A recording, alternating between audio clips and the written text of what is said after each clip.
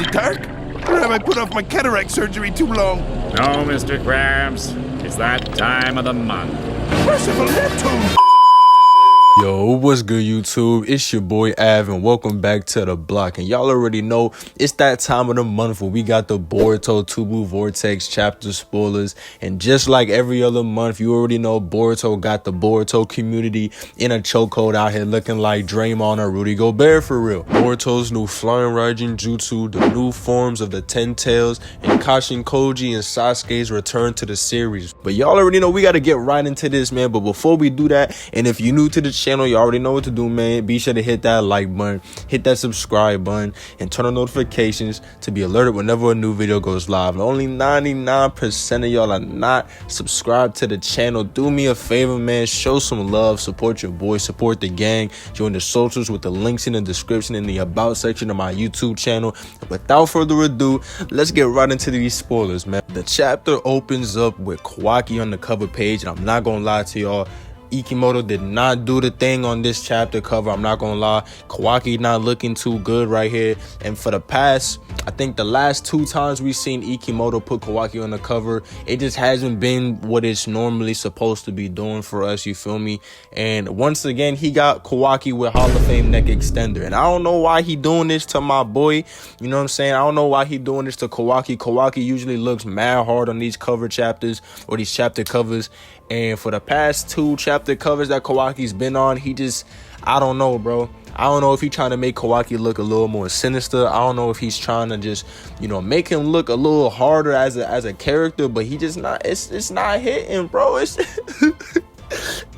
just not hitting, bro. It's not looking too good for Kawaki, bro. But we gonna get past that, cause that ain't got nothing else to do with the rest of the chapter. The chapter starts off with Boruto and Kawaki right in front of each other, like how it left off at the end of the last chapter. But Boruto don't waste no time. He ends up using Flying RAIJIN, Flying Thunder God, for the first time officially in the series. And I thought and theorized this for the longest time on Boruto learning Flying RAIJIN and all the signs that was there for us, and I'm gonna have another video going over that soon in the future. But this right here was crazy to me. It was something that I wasn't expecting, and to see Boruto use Flying RAIJIN is just, I don't know, bro. It hit all the bells for me, bro. It rang all them bells for me, bro, and it made me feel so happy as a Boruto fan, because he is my favorite character, and everybody and their mama in this series have been telling us that Boruto is just like Minato. So for him to finally learn his grandfather's jutsu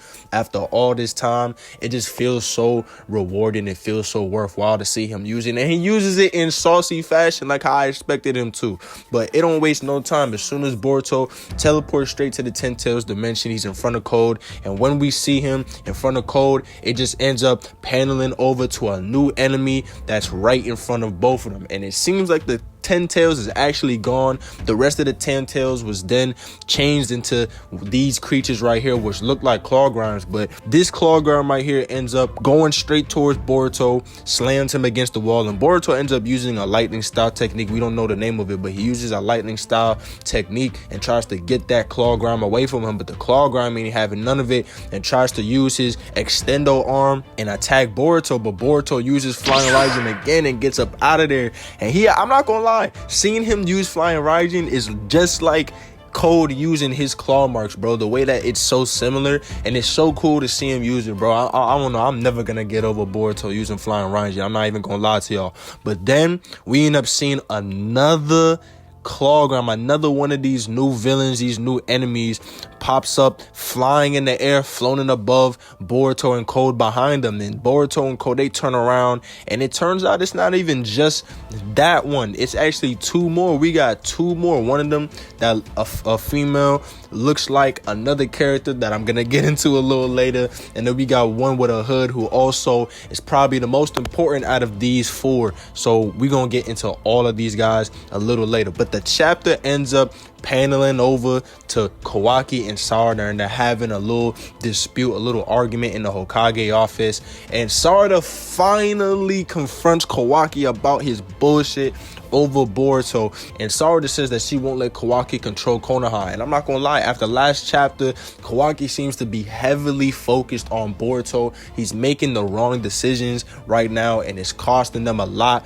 But I'm not gonna lie to y'all, seeing Sarada finally put her foot down, put that heel down, you feel me, getting ready to Chidori Kawaki through the chest. Nah, let me stop. But seeing Sarada finally confront Kawaki about what's been going on is what we needed. We really needed to see this confrontation, and I definitely need to see Sarada put some hands on Kawaki, or at least attempt to, after what he tried to do in Boruto Naruto Next Generations. He was no hezzy trying to cut off Sarada's head in the last series, so I need to see some revenge. I need to see Sarada get back in blood for this one, bro. She need to go crazy.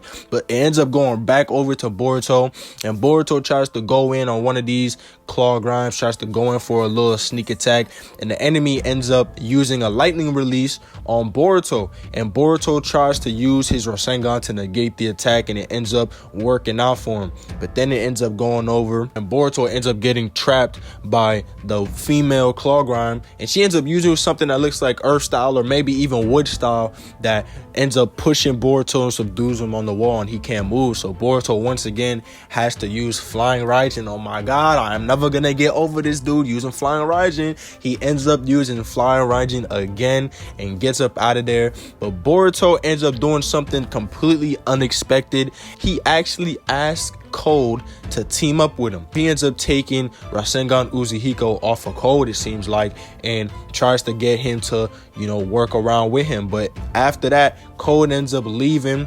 He ends up dipping on Boruto. He's like, nah, nigga, I'm not gonna help you out. You one shot me in the last chapter, and you want me to help you now? You bugging, my guy. You tripping right now. So he's like, nah, I'm not gonna help you.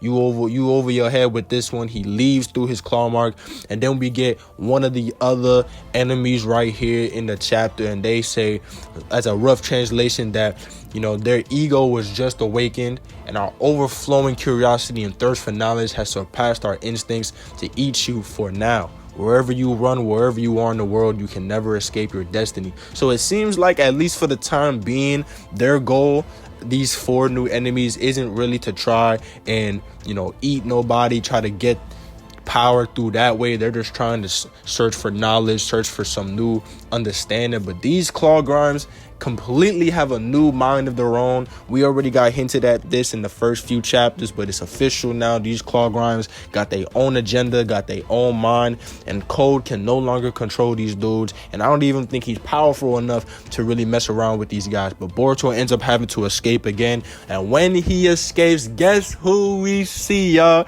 Guess who we see in this chapter? We see the one, the only KashinKoji. We see KashinKoji pull up, surrounded this tree. Boruto's chilling on this tree, and KashinKoji walks up right behind him, right up next to Boruto, and we see a nice little close-up shot of KashinKoji right there next to him. And then we end up seeing something else, something that a lot of people been theorizing, something that a lot of people been thinking about since we ended up getting the last few chapters. And yes, people, Sasuke is alive, but he is turned into a tree. He was also bit by one of these claw grimes, most likely in the last fight against Code with Boruto and them. The same fight that probably gave Code that scar on his eye.